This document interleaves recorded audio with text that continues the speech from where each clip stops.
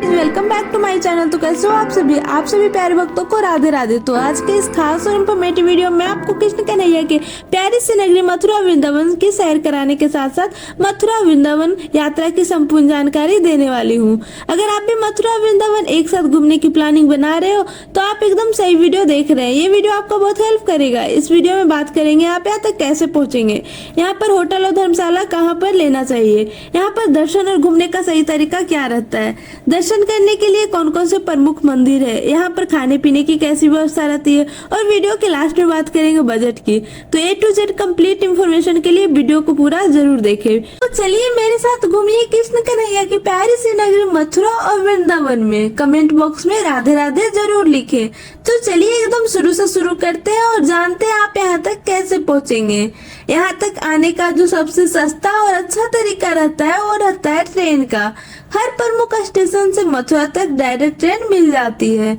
वहीं आप by road आना चाहते हैं तो आसपास के राज्य और शहरों से यहाँ तक बस की फैसिलिटी मिल जाती है।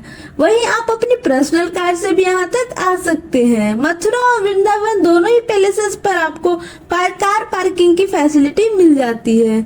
बात करें फ्लाइट की तो यहाँ का नियरेस्ट एयरपोर्ट आगरा में है, जो यहाँ से लगभग 50 किलोमीटर की दूरी पर स्थित है। आगरा आने के बाद में आप बस, ट्रेन या टैक्सी के माध्यम से यहाँ तक आ सकते हैं।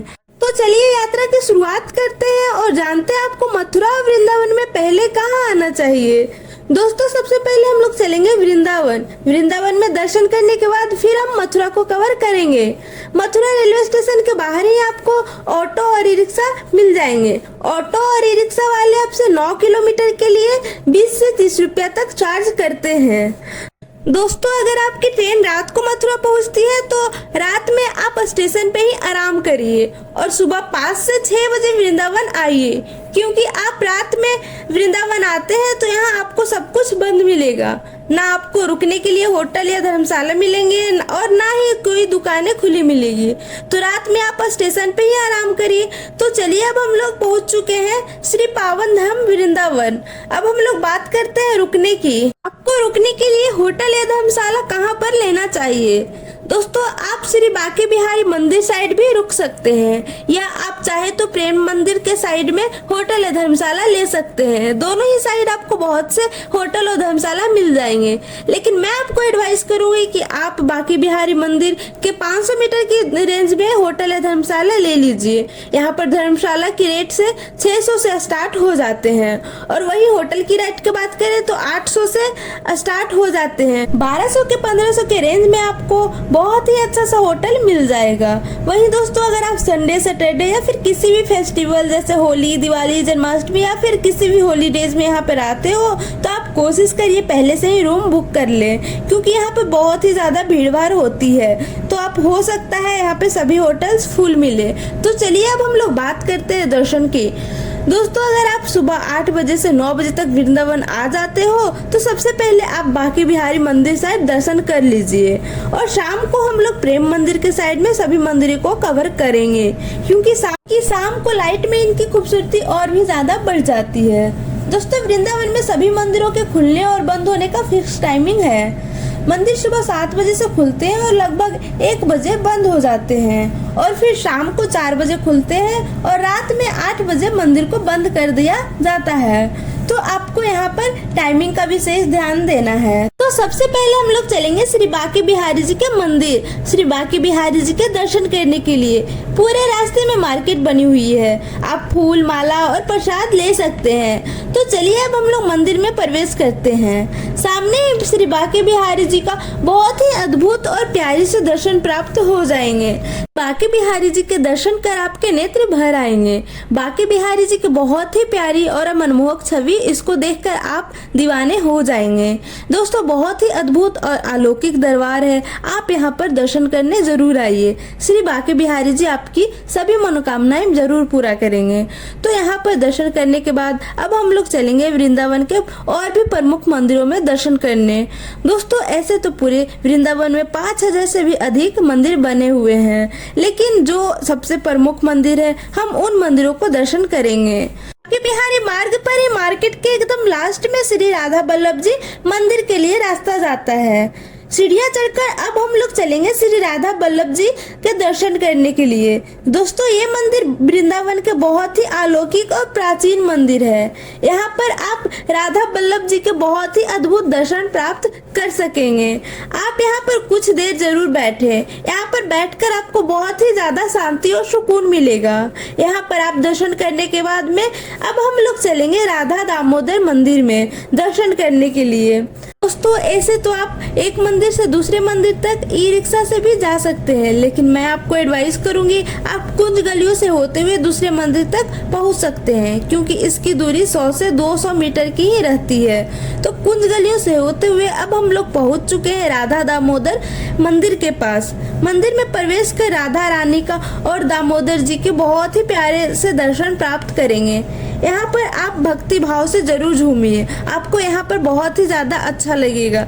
दर्शन करने के बाद अब हम लोग चलेंगे अपने अगले स्थान पर, जो है सेवा कुंज। इसे निकुंज वन भी कहते हैं। निकुंज वन निधि वन का छोटा सा स्वरूप है। यहाँ पर राधा रानी का प्यारा सा मंदिर बना हुआ है।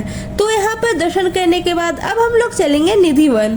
दोस्तों निधि वन अपनी विशेष मान्यताओं के लिए भी बहुत ही ज्यादा प्रसिद्ध है। ऐसी मान्यता है कि भगवान श्री कृष्ण आज भी यहाँ पर मुरली बजाने आते हैं और साथ ही साथ 16,000 गोपियों के साथ आज भी रास रचाते हैं।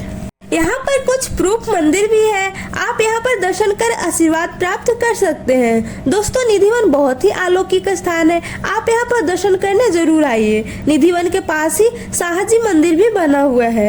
ये मंदिर भी बहुत ही ज्यादा विशाल और प्यारी शैली में बना हुआ है।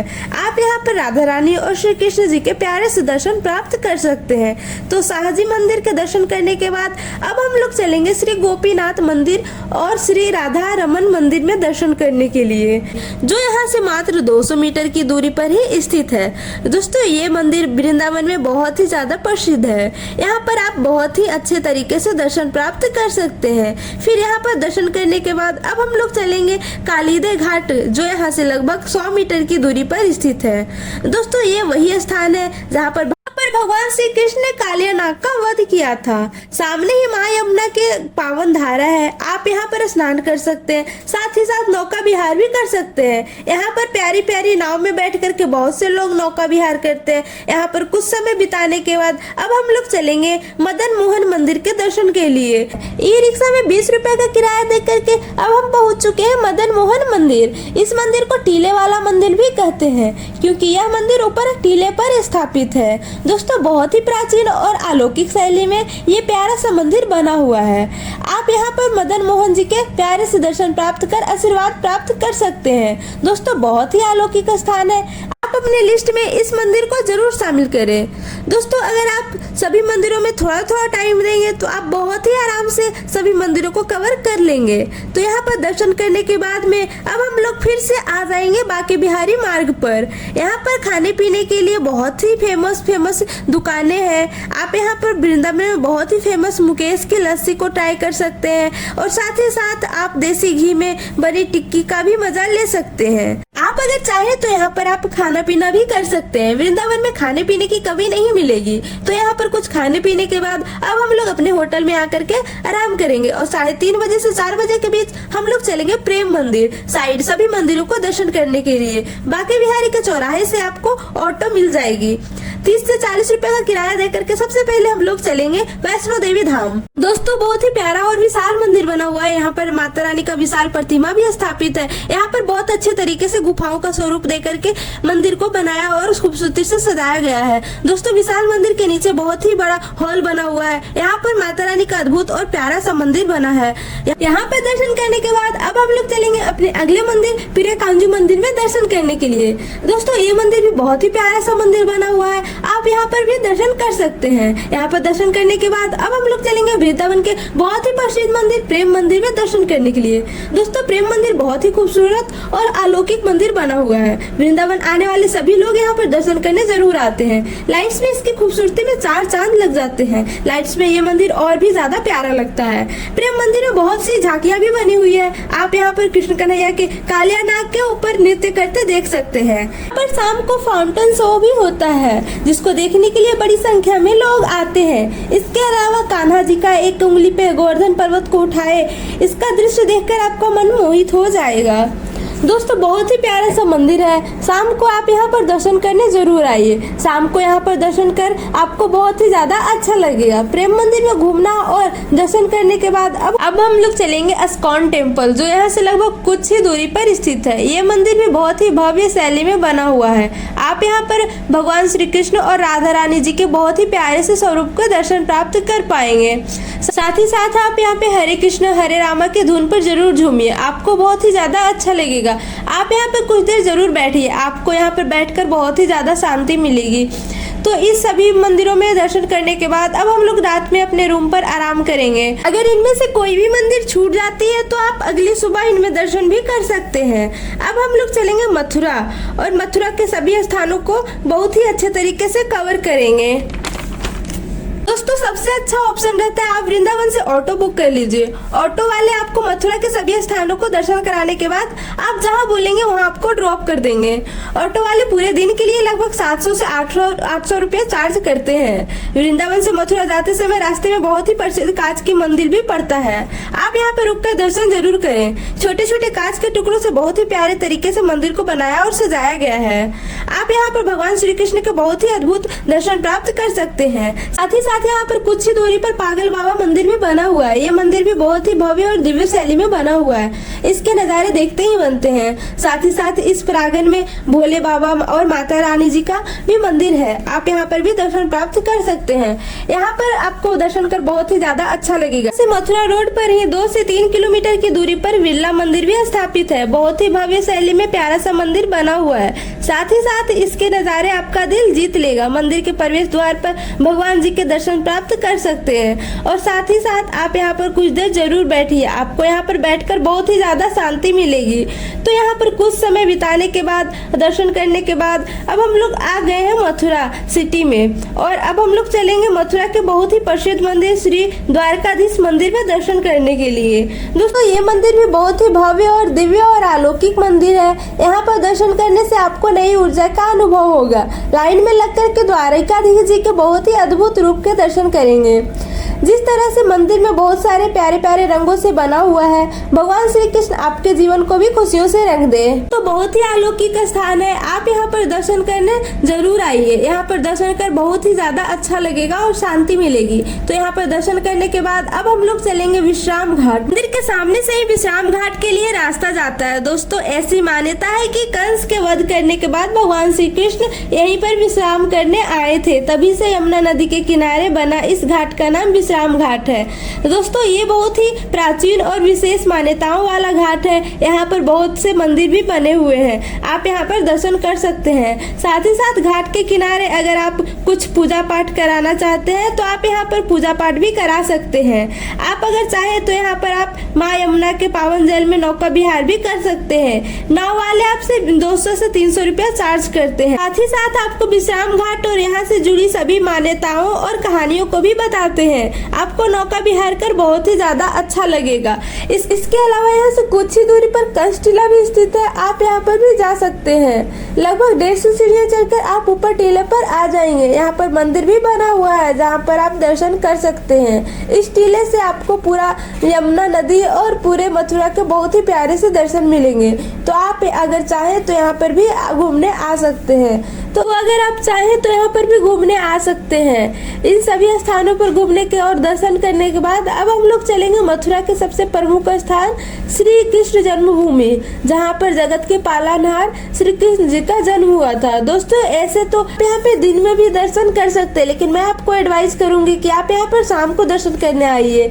ऐसे तो मंदिर बहुत ही ज्यादा खूबसूरत बना हुआ है, लेकिन लाइट्स में इसकी खूबसूरती में 4 चांद लग जाते हैं। तो दोस्तों मंदिर परिसर के अंदर मोबाइल फोन, बैग, जूता, चप्पल और कोई भी इलेक्ट्रॉनिक सामान ले जाना मना है। लॉकर भी बना हुआ है जहाँ पे आप अपना सामान जमा करने के बाद में रसीद प्राप्त कर सकते हैं। लॉकर में सारा सामान जमा करने के बाद में मुख्य द्वार से प्रवेश कर आप अंदर आ जाएंगे। दोस्तों बहुत ही दिव्य और भव्य प्रांगण बना हुआ है, आपको ऐसा लगेगा कि आप सच में स्वर्ग में आ गए हैं। यहाँ पर 7 से 8 छोटे बड़े मंदिर बने हुए हैं, आप यहाँ पर दर्शन करते हुए आगे बढ़ते रहे और अब हम लोग आ गए हैं जहाँ पे भगवान श्री कृष्ण का जन्म हुआ था। कारागार के स्वरूप में आज भी ये प्यारा सा मंदिर बना हुआ है। दोस्तों यहाँ पर दर्शन कर खुशी के से आपके नेत्र भर आएंगे। यहाँ पर दर्शन करने के बाद में फिर हम लोग और ऊपर आ जाएंगे और मुख्य मंदिर में प्रवेश करेंगे। दोस्तों यहाँ पर कृष्ण भगवान और राधा रानी जी के बहुत ही विशाल छवि स्थापित है। आप यहाँ पर भगवान जी के दर्शन कर